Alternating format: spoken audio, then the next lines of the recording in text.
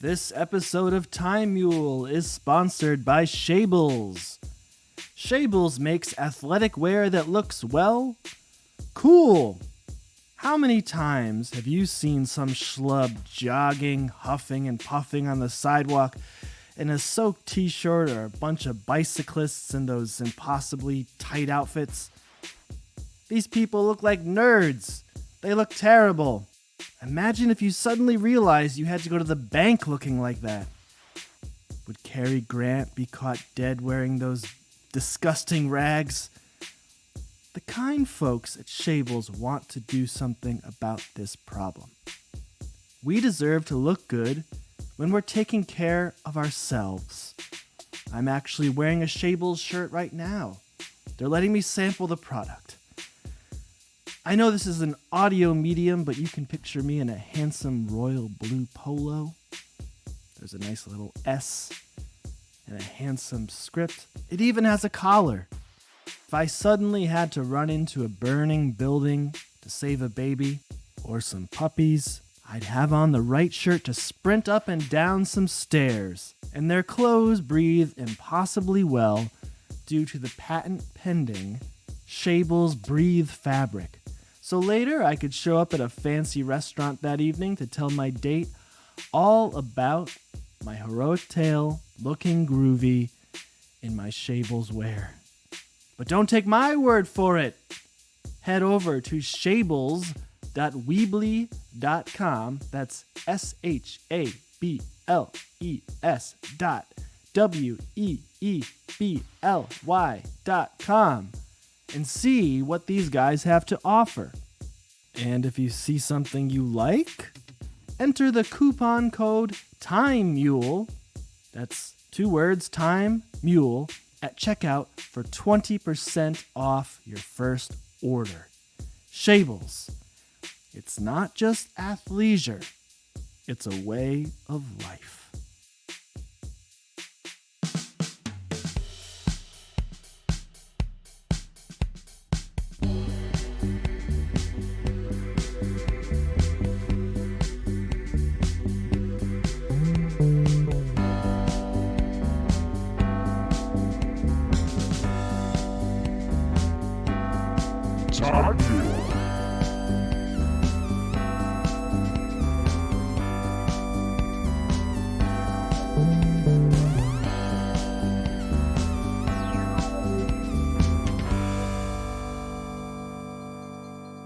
Hello, everybody, and welcome back to another episode of Time Mule. I am Gabe. It's me, Mike. And it's Jason. Have either of you ever seen the Twilight Zone episode, the Christmas episode? Maybe? What was it one where that kid was talking to his dead grandmother on that phone? I think that's like every other episode of Twilight Zone. Okay. No, I think it's like a ballerina, a soldier, and they're all like stuck. Yeah. Just when we play this game, by the way, we're gonna play a game, everybody. Just think of me as like a disembodied voice, and you two are just trapped inside this cylinder, and you're like wondering what's going on. It's very cinematic. Just like put yourself in that headspace. Are you going to be Rod Sterling? Oh yeah, always. All right. So, do you want to play a game? Hell yeah. Let's do it. We are playing the superhero game. If you've listened before, this is the game where I pick 3 comic book characters. 2 of them are real and 1 of them is fake. But what Jason and Mike have to do is find out which one is the fake one, the one I made up. Now, you have 3 lifelines. Do you remember the lifelines? It's okay if you don't. I don't. Year? There's the year. I will tell you the year. I'll tell you what company it's from. And the last one is what comic book they debuted in. Mm-hmm. Okay. Are you ready to play? I'm ready. Ooh, Gabe went Okay. away. Gabe went away. Yeah, I don't. Everyone at home, Gabe went away. Remember, you're in the cylinder. Will there be enough right. air? No, there isn't. It's timed. Get started. So I have a theme this time. It is supervillains who haven't aged well. Let's start with Mop Top. Davy Marsden, aka Mop Top, was a British art thief who trained his voice to emit crippling supersonic sound waves that would incapacitate his enemies with his signature wooing. That is Mop Top. Mm-hmm. Okay, fake. Next.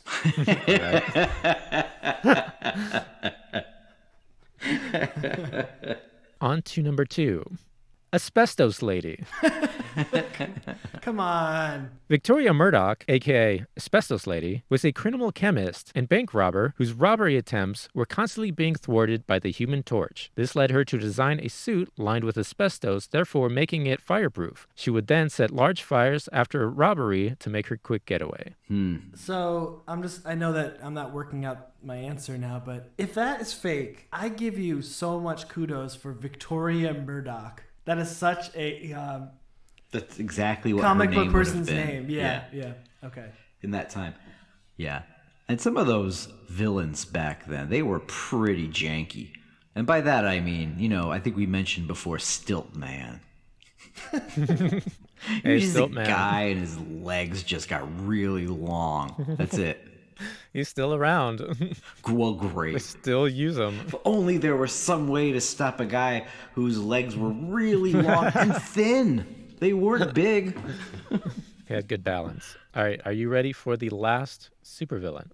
Oh, yeah. Snowflame.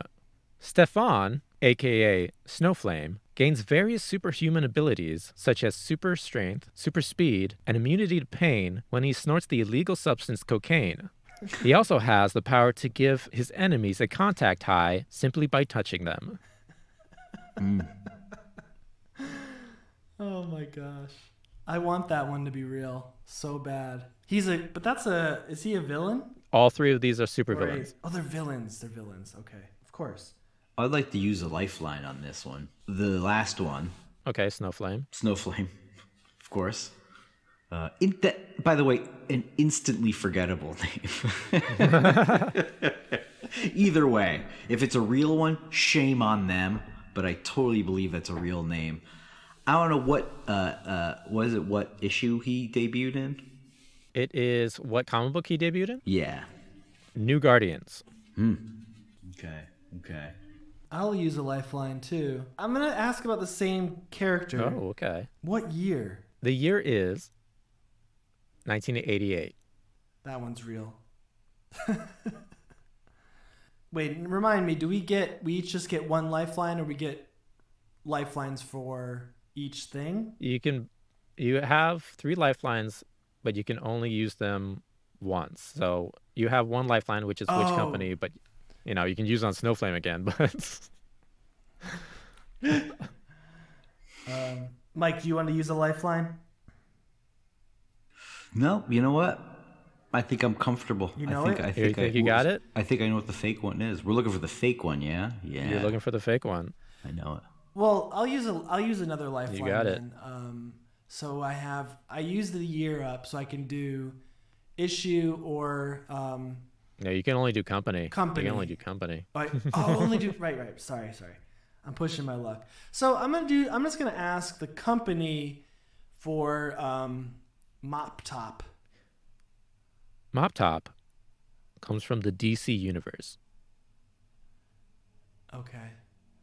I wish I did year. Yeah, I saved that. that would have helped you a lot. Because he would have been like 1964, and I go, I wonder where they got that from. I always thought of Dr. Octopus, having like he tried to give himself a beetle haircut. At the time, he looked really cool, and then it turned into the 80s, and we were like, oh no. Yeah. I was looking at a bunch of Amazing Spider-Man covers the other day. It's just amazing how he just kept that hair for so long. Sticking with that one, huh? It worked. All right. Right. If it ain't broke. What? It works. So, Mike, you feel pretty confident. I do. Right? I do. Do you want to throw your guess Yeah, out Mop there? Top, I do believe is the fake one. With all fiber. With all due respect. With all due respect. With all due respect, that's sir. not real. I have worked with Mop Top, and you are not. Mop Top, you are not. You are not top. Okay, so I Gosh, so this one, Victoria Murdoch, I had hit on as a name that just sounded so perfect. But Asbestos Lady. She's a lady, Asbestos woman, asbestos. Well, I mean, she's not like she's prop. Like they're trying to say, like, look, she's no hanky panky here. She's a by the books lady. This lady's got class. Listen, this is a classy lady. This is a classy bank so robber. Don't go thinking chemist. this is some harlot. Oh no. I want to say that one is so nuts, the name, that it's got to be real and it's here to throw us. But I'm going to go with the old, adage that the thing that seems the most logical is the answer. So I am going to cast my ballot as Asbestos Lady being the fake one. All right. Let's start with the one that you two did not pick. That is Snowflame, made his debut in 1988 in New Guardians number 3. It was his first and last appearance. And I have to say, if we just did this like a week later, I would have had to disqualify myself because over here, I can't even see it from where my vantage point. I have a compendium of New Guardians. You see, Gabe? Oh. I'm gaining in. I'm closing in on your game. My here. God. I've not, but I didn't look at it. I never even cracked he's the studying. binding He's studying. yet. I know, I am. That's why you made that face when I said New Guardians. I was like trying to look over. I can barely see the spine. You have a long stick and you're trying to lift the Lift the pages. It's like, wow, this guy really needs to win, huh? Okay. Up next, we have Asbestos Lady, Shit, I lost again. who made her debut in 1947 in The Human Torch number 27, which means Mop Top made his debut on today's show. It's not my best, I have to admit. Well, I would have believed it, but the name was too clever. Because Gabe, I could get his first name, but I know his real last name was Marsden. Jerry Marsden, Jerry and the Pacemakers. That's where I got it from. Exactly. And I know that you would have known that, but no one who wrote for comic books then, I don't even think they would have ever have come up with that name. Yeah. Like, hey, we should name them after this guy they got. Because I imagine them being all like 50-year-old guys, just smoking a cigar. Yeah, and like just whiskey all day. Yeah. I wish you revealed all that with a Sherlock Holmes voice. That would have been really... Number one. Yeah. You were too clever. Time Mule. We turkeys can't appreciate celebrating Thanksgiving by eating a turkey. We think you should go to a Carvel ice cream store and buy an ice cream turkey. Then we can all have a party with you. Your participating Carvel ice cream store has Tom the turkey for Thanksgiving. And he's ready and beautiful. Or you want to send one to a friend? Use the toll-free number that you see here. We honor most major credit cards. And have a happy holiday, folks. Thank you. Let's all go to the lobby. Let's all go to the lobby. Let's all go to the lobby to get ourselves a treat. Delicious things to eat. The popcorn can't be beat. The sparkling drinks are just dandy. The chocolate bars and the candy. So let's all go to the lobby to get ourselves a treat. Let's all go to the lobby to get ourselves a treat. Okay, we're at the point of the show we like to call Now Showing. We all watch a movie and we talk about it. We were talking about this movie last time in our Ed Wood discussion, and I think we were calling it a bunch of different names, and we said it was by the guy from Oingo Boingo, or the brother of the Boingo, or something like that. No, it's the Boingo. It's the Oingo and the Boingo. Boingo and the Boingo.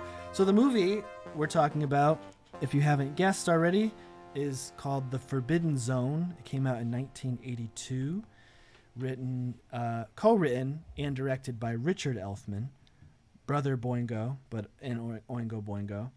And Mike brought this up as a movie that he had sort of seen by watching a band and they're projecting it behind them. Is that right?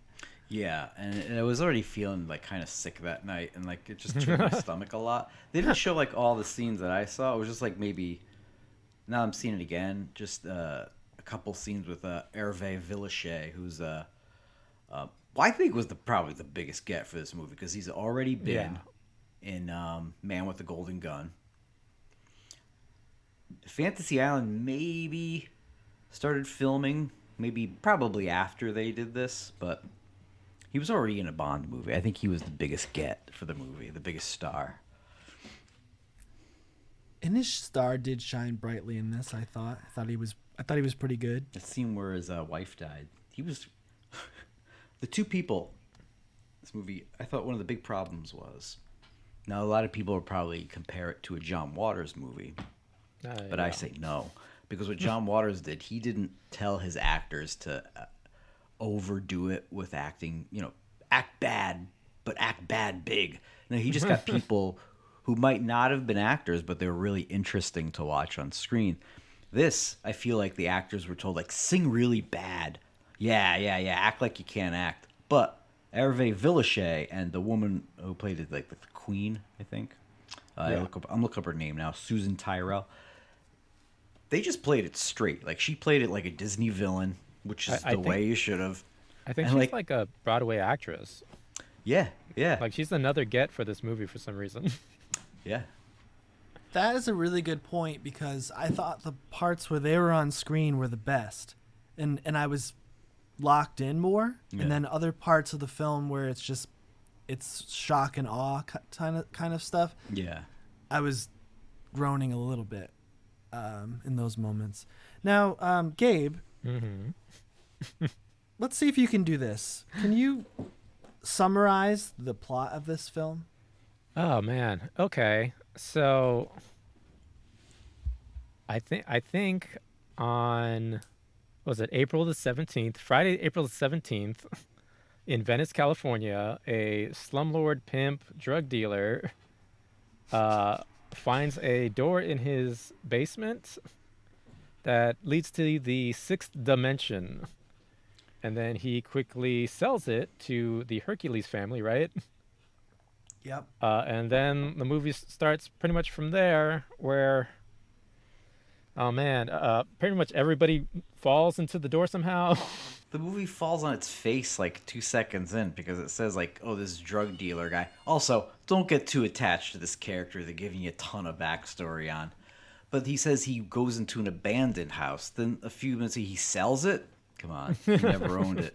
You just said it was an abandoned house. That's a plot hole.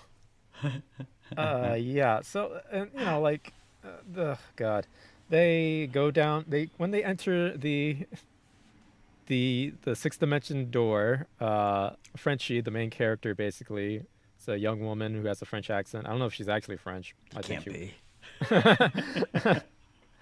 Played by the wife of the director, Richard Elfman. I don't have her name right now. Oh my God. Oh, they go through a kind of tunnel system and they get poked in the butt on the way. And then they fall out of an asshole. Yeah. And fall into some shit that's actually just brown pillows. And it goes downhill from here. It's this is the high point. Downhill. Yeah, that's and then all sorts of crazy shit happens, and it's I do not like this movie. Yeah, I wouldn't if you haven't seen it. People at home, you never heard me say you should watch it. I don't know how many people actually follow up on watching it before or after we talk about it, but it all depends on what you hear from us right now. If you want to cross that bridge, we are not pushing you. To cross that bridge, after this, we hold no responsibility. Now, Mike, this raises the question, is this movie better as a film that you sit down and watch or something that you see behind a band? I honestly wouldn't want to see this behind a band because then there was this like people that were just supposed to be disgusting, and they were kind of disgusting on their own, but there was a lot of this old guy just like going at women like one would like a dog would a couch, you know what I mean, like a pillow. And He means it was that like disgusting, and literally. the women were just standing there and just like accepting it. It was kind of turned my stomach a lot. It really, it, Absolutely. yeah, Like any female in the movie that was turned around, there was this one character who was I forget his name, but it's just like an old man, an old yeah, vaudeville actor would like come up behind him and just start dry humping them, yeah. That's what I along with meant. his grandfather. Well, the grandfather, by the way, was played by Richard Elfman's accountant.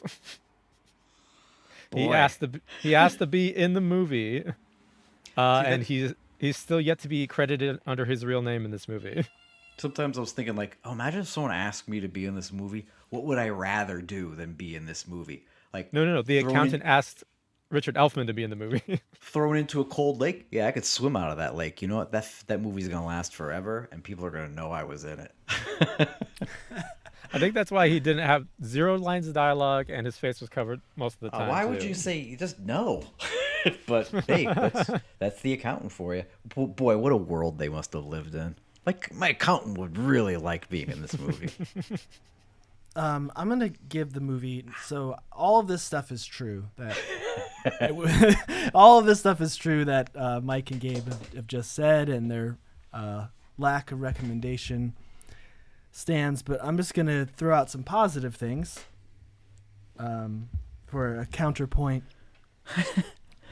So, music. There is some really fantastic music in this. I think some really bizarre. Music written for the score, and then there's also some music that was, what do you call those, needle drops? They weren't really used as needle drops, but they're songs that are from the past. One song in the film, which is called Pico and Sepulveda. That's right. I like that song a lot.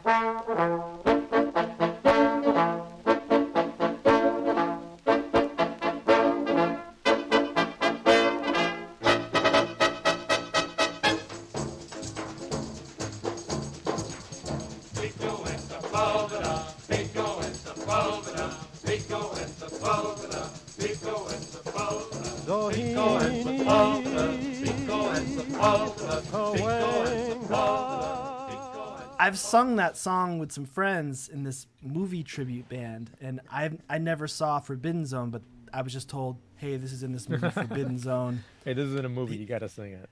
Yeah, okay, sure. I love that song.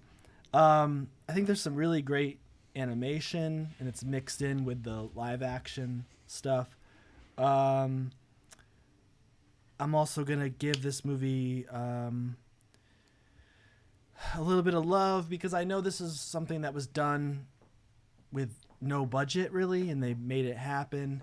I heard that the director and his then wife, who plays Frenchie, were renovating houses at the time and flipping them to pay for this movie, just for this idea. And they ended up losing kind of everything in the process. And so this movie was made, I think, in around 77 or 78. So it took a little while for it to actually come out. Yeah, I think it wasn't officially released until 1982. And it was in black. Yeah, it was originally in black and white. I saw a colorized version. I didn't know it at the time. It was really low budget. You can see like the walls of the set like moving. Like it's supposed to be a cave, but it's like it's like breathing. I think in some way they wanted it to be that way because the Oingo Boingo whatever there was like they originally like their like shows, their concerts or shows were like stage pieces, and I think that was kind of probably what their stage sets looked like, and they'd have loose ideas of a plot maybe, but it was like performance art band. I think the movie is based on the stage shows that they would put on. Yeah, they were originally called the Mystic Knights of the Oingo Boingo, and yeah, it was originally just kind of like a stage show. This is kind of like kind of committing it to film what they would do on stage, and I guess the band Oingo Boingo came from this. Oh yeah, being attacked by a kitten. No, you guys keep going. I'm just gonna stand. I wanted to look up an actor that was in this movie. I wrote down his name, but my handwriting is really bad, so now Which I have one? to just go and look it up. But there's a guy in this movie who plays a sailor. Oh, I know who he is. You do? Okay. Well, I looked his name up and I was like, I recognize that name. I know him. He was in the first Rocky. He was the gangster that hired Rocky, to be a collector. Rocky would like beat people up for money. He has some That's where I amazing remember him credits. He has like the Godfather, Godfather Part 2, Rocky, Rocky 2. His name is Vincent Spinell, and I got Joe Spinell here.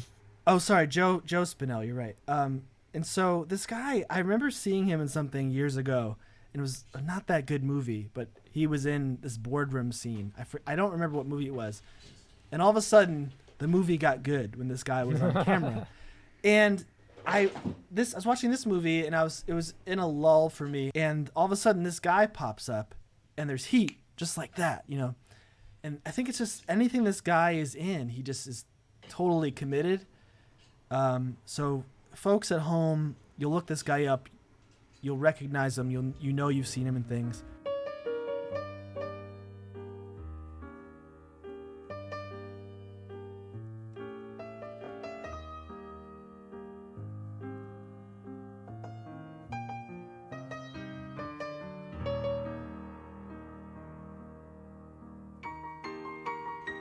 I also have some news. I've read this in a couple places. Reportedly, Tyrell, who played the queen, the supposedly evil queen, she had a 2-year relationship with Hervé Villachet.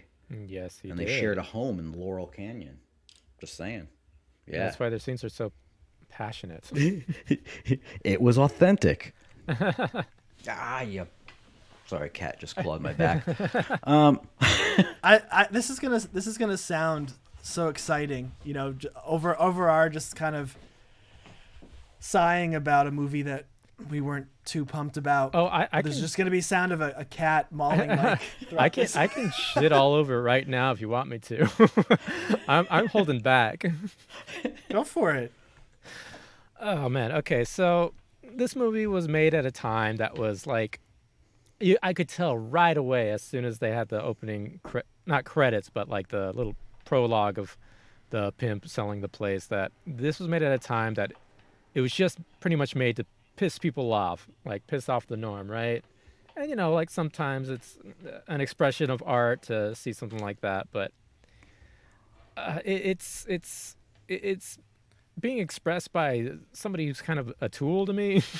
Oh yeah. Like they're trying to throw something out that they think is funny, which is like, it's just like, I live close to where they grew up, kind of Venice Beach area. I'm right by the beach, and I grew up with people like this, and what they think is funny is very, very inappropriate and like a little fucked up, and like, like I could just name a few things that are really just like, really, I don't know if I really want to bring it up, but like. Yeah, there's definitely racist stuff in this movie. Yeah, super racist stuff. There's no getting around it. And the problem with that is, you're right, Gabe, you're right. They were like going like, isn't racism, aren't we like commenting on racism? But I'm pretty sure it's not the place of a white guy to put blackface on and go, not. Can you believe what I'm doing? Isn't this a comment? It's not your place. It's not. It's also like well, it doesn't homophobic. offend me. It was like, no, it doesn't. No, I know. Clearly, because you think you're very cute doing this. And believe me, they thought they were very cute doing a lot of stuff too. Yeah, they thought they were being cute by having like a cross dress or like a trans person. Oh yeah, yeah. But it's 1977, and they want to like make a statement, so that didn't translate very well either. And like obviously, we just mentioned earlier the blatant sexism. There's some really fucked up stuff in here with that. A lot of topless women, and it's made just to piss people off in a time where it was like they just wanted to get a reaction out of people, but they didn't do it with any sort of. They didn't really say anything. I don't think they were trying to say anything. Sometimes you could get away with that. They definitely didn't try to do it here.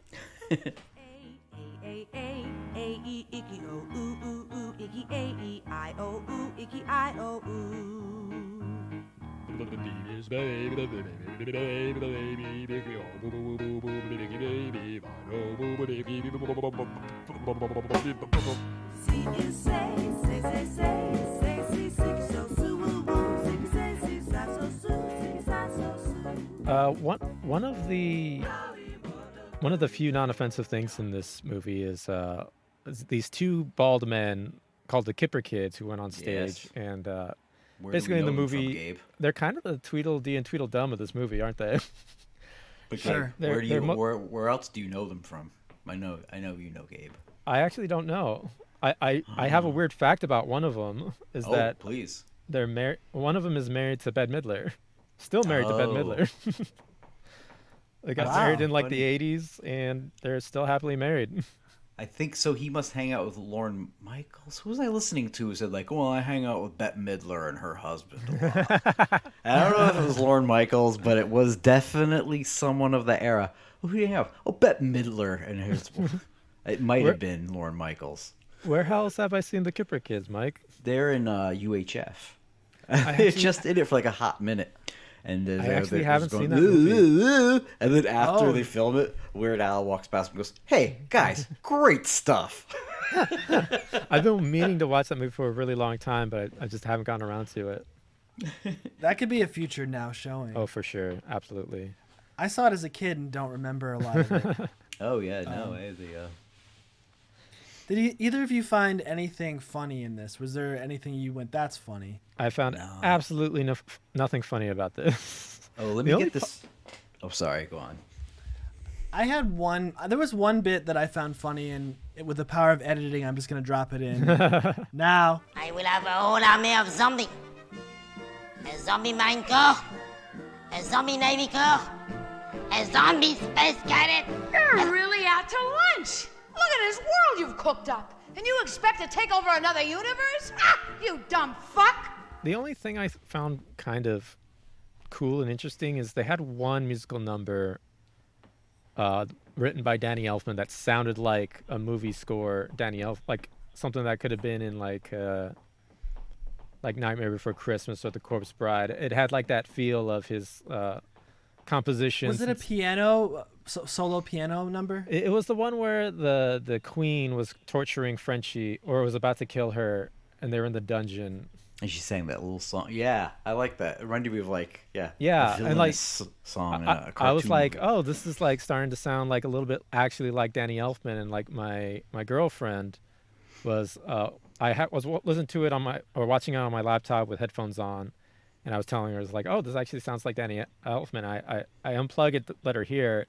She kind of like winces and it's like, it's still not good. I was like, this what you're hearing right now, this is the highlight of the movie so far. And she was like, yikes. She went, yo.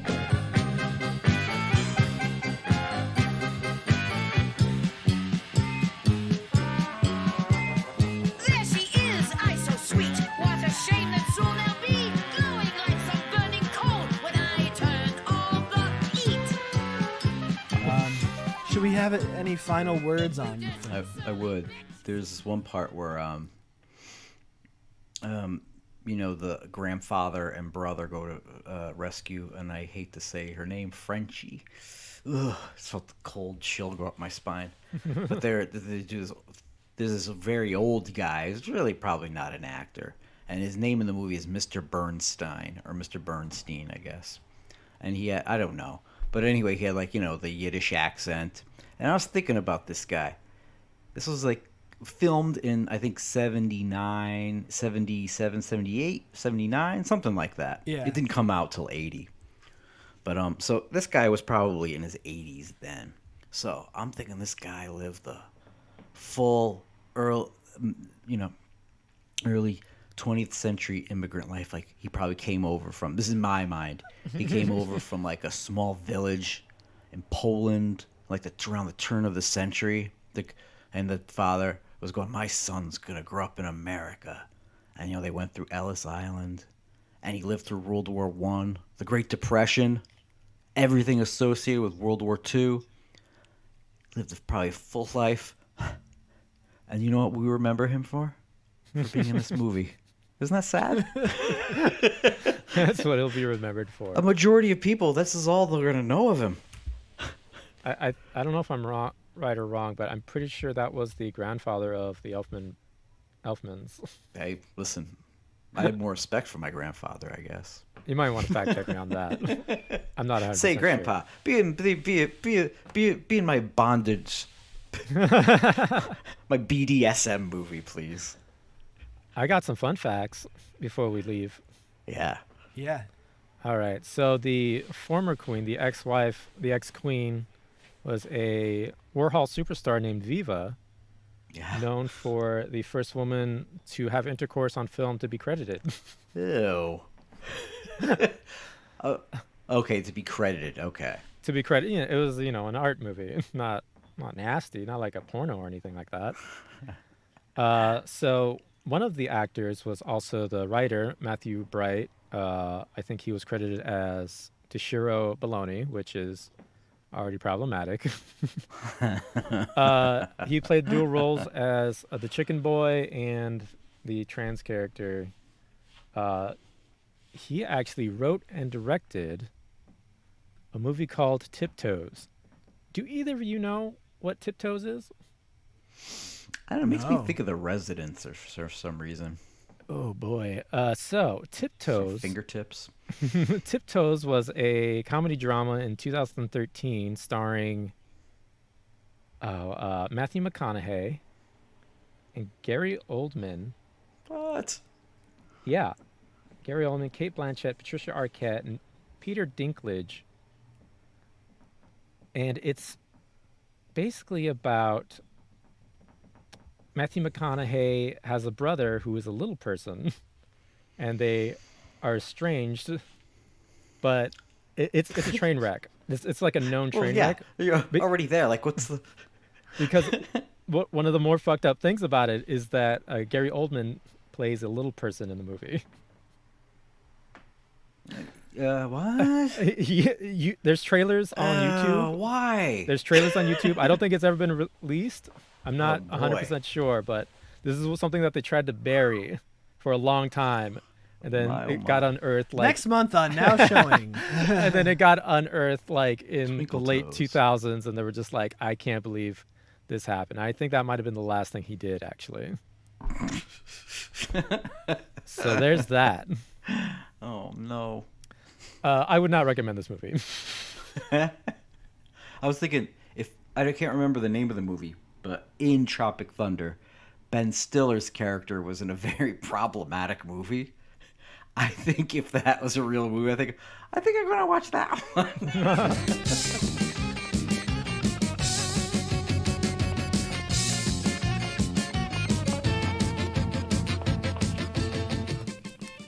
Well, boys, here we are again by the warm, cozy fire. But there's something that I need to know from you, and that's what did we learn today? Well, I learned that a lot of times in TV shows when a younger man is mad at an older man, and it's supposed to take place now, they always say, "Hey, come on, Pops." When in real life, no one would ever call anybody Pops. I just don't know who's writing some of these shows, that's all. I call my dad Pop sometimes. Oh my God, have I just been raised on television? Oh no. Hey, Pops, Hey, give someone Pops. else to turn. Well, I learned. There's this podcast I've been listening to lately, which I think has been around for a while. It's probably one of the biggest podcasts in the world. Stuff you should know. Oh, I've not heard it, but I know Okay, of it. good. I'm not the only one. It's like the top thing that's recommended to me. Oh, yeah. I don't know it either. Same. It's just like these two guys, they pick a subject. Like one was fascinating was the Nielsen ratings and how it worked. And basically like from the 50s, they would pretty much mail out questionnaires to the Midwest. And then they would just say like, what did you watch this week? And then they would send them back. But then like it would go to like, like how they do it now, which is, there's like listening devices in your TV or something. Yeah. I've done a couple of those, but not back in the day, in the, what'd you say, the 40s? It was like, yeah, like the 50s or something. I did it at a time before devices, I think, and it wasn't that long ago. But I got in the mail. They would send you 5 crisp $1 bills. Yes, that's what they said in the podcast. Yeah, and I got that. there'd be like a workbook, and then I think if you've filled it out for a week or whatever and handed it in, that you get, not much more money, maybe $5 more. Yeah, I got one of those too, and I immediately took the money and just threw that workbook away. Did you do it? Did you try and do it? I did it, and it was pretty nerdy. I think I was going, I really want to, really rep my favorite programs. Well, if we're talking podcasts, I am a big fan, and I'm sure it's probably pretty famous too. So, 102 point something The Hawk. Oh, It's I've heard a about this too, podcast. but I haven't- It's supposed to be a classic. Like it's a classic radio station, The Hawk. So you're listening to a broadcast. It's not a very good. I think the joke is they're the number 9 most popular oldies station in Valverde. And the universe of Valverde keeps growing. So you should start from episode 1. And there's not many episodes. It's really funny. Jason Gore and Jeff Garlock. Yeah, I've been meaning to check that out. Jason Gore is so damn funny, and I see the guests that come on it. It looks pretty. And great. they do some behind the scenes. And if you're I'm from Connecticut, and I believe Jeff Garlock must be. Our paths might have crossed at some point, but I think when he was a hardcore kid, I was definitely not a hardcore kid. But there's a lot of good references that I get from where like Lake Compounce and been there. What's the New Haven classic rock station? The Whale. WPLR, New Haven. So they mention that a lot too. It's a great show. Yeah, I gotta check that out. I guess we're recommending podcasts here. Yeah. And I promise I'm not sucking up to the sponsor that we've had this week, but there's a podcast I've been really enjoying made by the people from Shables. Really? A podcast about fashionable athletic wear? Yeah, I mean, there's more to it than that. They do news, there's like lifestyle content, a little bit of comedy. I find that there's a community surrounding the Shables cast. Huh. How so? Well, first, you get to hear from fellow Shables stakeholders. You get some sales strategy, juicy stuff to start pulling in the big bucks, But you hear personal stories, what fellow Shables are up to, what's exciting in the market. But, it's more of a community. Community. Yeah, you said that. Are you a Shables stakeholder by any chance? I am, yes. Meaning I'm totally my own boss. I've invested some capital, and I'm selling from home now. Get to pick my own hours, and hell, I can even wear PJs to work if I want. But it's sounding a lot like you're listening to a podcast that's teaching you how to sell stretchy shirts. Oh, God, no. It's really more of Community? Exactly. Especially with all that goes on the Shables Ranch out in Montana. It's beautiful country out there. Ranch, Gabe. There's a ranch. I'm getting nervous about this. When were you at this ranch, Jason? Well, I haven't been personally, but the Shables brochure and workbooks have some glossy photos. Stunning. The ranch is home to the big man himself, Abraham Shables. And God, I hope to meet him someday. And how much money, ballpark, would you say you've invested into Mr. Shables' business thus far? I find talking about money with friends is a bit gauche. Jason, how much? Really, I'd rather not get into that. How much money have you given to Albert Shables, goddammit? Spit it out, motherfucker! 30 grand. Louder! 30 grand, okay? 30 grand? 30 fucking grand. My goodness. You don't have 30 grand. Naturally, I've asked some favors from friends and family, took out some loans, it's fine. This was just an initial one-time investment, and it's going to seem like a trifle once I'm moving these very breathable and attractive shirts. Oh, we may have already lost them. This man is in a cult. And by the way, I really have been wanting to discuss an exciting new business opportunity for the both of you. I find partnering up would be beneficial for the three of us and the Time Mule brand. Let me guess. You make a commission if we join your little Shables scam. Scam? Sure, there would be certain financial incentives if you sign up and use the referral code I provided at the top of the show. But one could argue that you also have financial incentives. This is a booming industry with virtually no way to lose. Jesus, this man is in a pyramid scheme? Pyramid scheme, no. No. It's a triangular, operational, money-making stratagem. Pyramids are triangular, man. Oh, so I guess you've been to Cairo, Gabriel. That's our show, everybody. Hope you understand that we have some heavy shit to deal with right now. What do we do first? Call a pyramid scheme hotline or an anti-cult support group? Guys, quit horsing around. Have you given any thought to my proposition? Hell, let's just tie him up. Get a rope, Mike. I thought you'd never ask. Guys?